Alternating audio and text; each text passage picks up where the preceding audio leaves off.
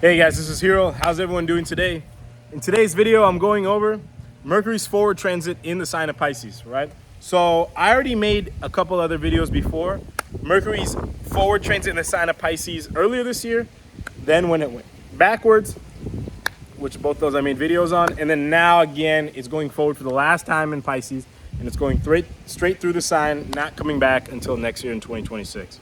Okay, so I'm gonna discuss this forward transit of Mercury in Pisces, okay? Now, you could have realized in the past week or two, specifically in the past week,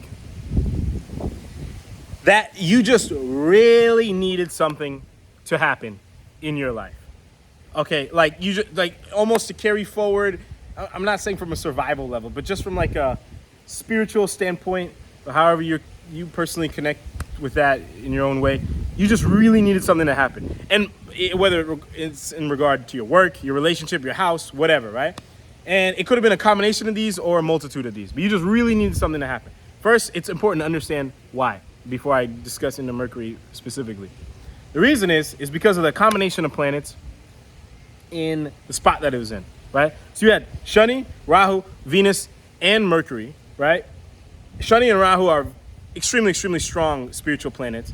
And then you have this Mercury and Venus, who are both in their respective debilitation and exaltation signs, and they're both retrograde, right? So this is like just a spiritual overload of energies, and it's in a certain spot. It's all in this Aquarius Pisces junction, all right? Specifically in the beginning of Pisces, right? You could almost say this area is like the holy grail of your karma, okay? It's like Aquarius in general is like, you know, fulfilling your most important karmas, and then Pisces is all about detachment. So as you kind of get closer to this zone of Purva Bhadrapada Nakshatra, you could almost say this is like the holy grail of your karma, okay? Like the stuff that you just need to do. So you could have felt like you just really needed, something just really needed to happen. I don't know what it is in your life, but something just really needed to happen, okay? Or you could have felt like something really needed to happen.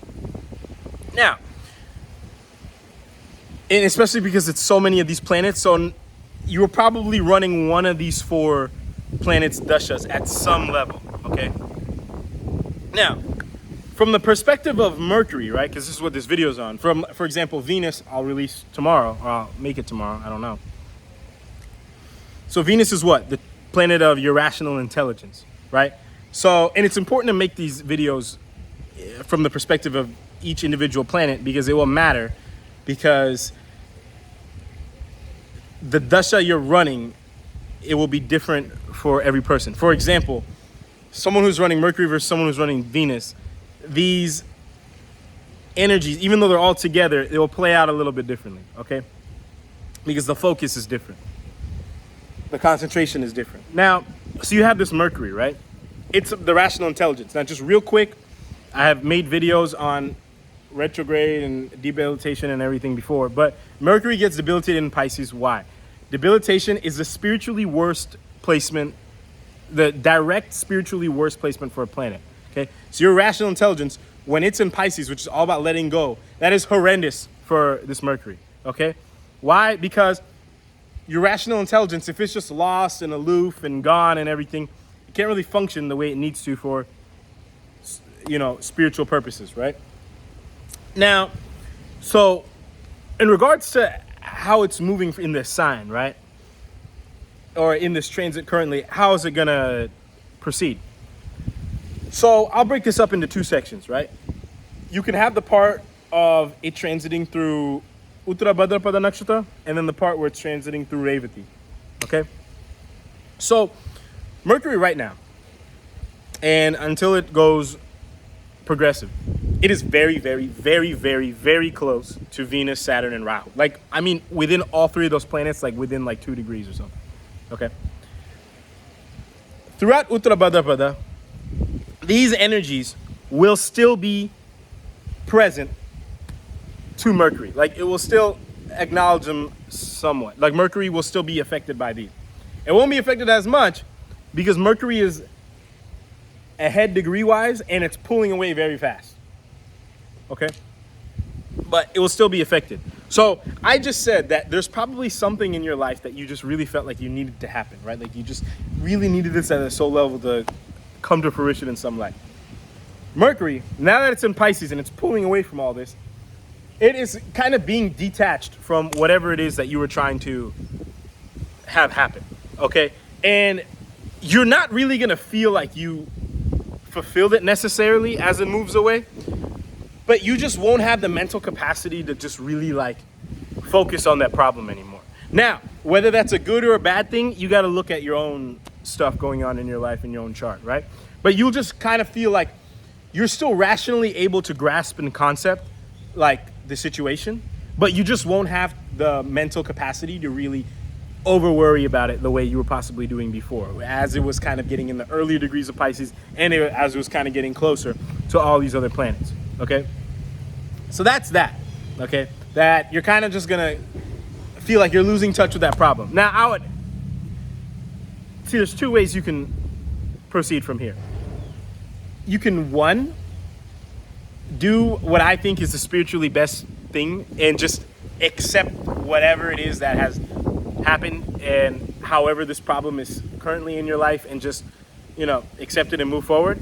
Or while this Mercury is in a very, very bad spot, as it's approaching its peak debilitation degrees, you could try to fix this problem rationally, which I would highly not recommend. But you do you, okay? You can, you know, you're gonna have your own life, and you know, whatever God wants to happen, He'll make happen eventually, okay?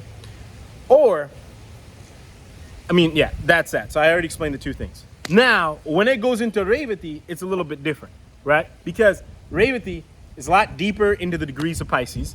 It's past Mercury's peak debilitation point, and it's like quite far from the other three planets, right? Now, when Mercury gets to Revati, you will probably notice that you could not give two shits about whatever problems you were worried about before. Okay, like before, I mean like around right now. Okay, and this is also very important. Those other planets are still there. I mean, when I say you couldn't care less about those, like you couldn't care less about them from the perspective of Mercury. So from the perspective of actually like utilizing your thought process and your analytical problem solving skills to, on that situation anymore, okay? You'll just kind of be very lost, okay? But this is also, see, there's a reason why, you know, for example, Venus gets debilitated at the very, very, very end of Pisces, while Mercury gets debilitated in the very middle of Pisces, okay? The reason why is because your Mercury, as it's moving deeper into Pisces, like past the halfway point and into Revati, it is an opportunity for that mind, that rational mind that Mercury governs, to just completely lose itself.